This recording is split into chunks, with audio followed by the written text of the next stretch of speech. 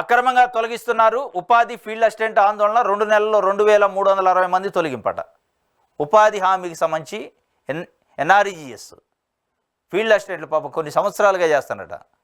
వాళ్ళని అక్రమంగా తొలగించారు. 2360 మందిని తొలగించారు. రాజకీయ బెదిరింపులతో 4 ఆత్మహత్య. పంచాయతీరాజ్ కమిషనరేట్ ముందు ధర్నా. తొలగించిన వారిని తక్షణ విధుల్లోకి తీసుకోవాలని డిమాండ్ చేశారు. అక్రమంగా తొలగిస్తున్నారు. ఏం లేదు ఇందులో. అక్రమం అంటే ఏంది? తెలుగుదేశం పార్టీ నాయకులకి తెలుగుదేశం పార్టీకి ఒత్తాసు పలకాల.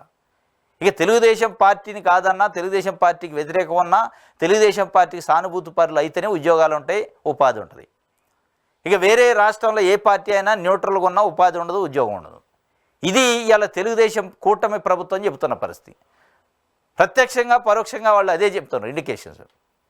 నువ్వు తెలుగుదేశం పార్టీ జెండా కడతావా, తెలుగుదేశం పార్టీకి ఓటేస్తానని ప్రమాణం చేస్తావా, నీకు పెన్షన్ వస్తుంది. తెలుగుదేశం పార్టీ జెండా కడతావా, తెలుగుదేశం పార్టీ వైపు ఉంటానంటే ఉపాధి హామీ ఫీల్డ్ అసిస్టెంట్ ఉంటావు, లేదంటే ఊడిద్ది.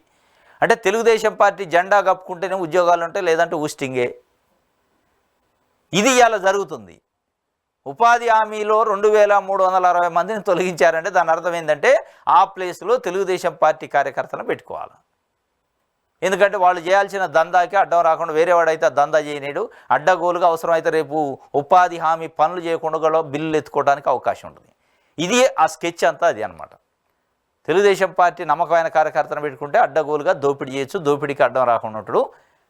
ప్రజల సొమ్ముని, ప్రభుత్వ సొమ్ముని అడ్డగోలుగా జేబులు వేసుకోవచ్చు. ఇసుకలో అదే జరుగుతుంది. ఈ ఫీల్డ్ అసిస్టెంట్లో అదే జరగబోతుంది.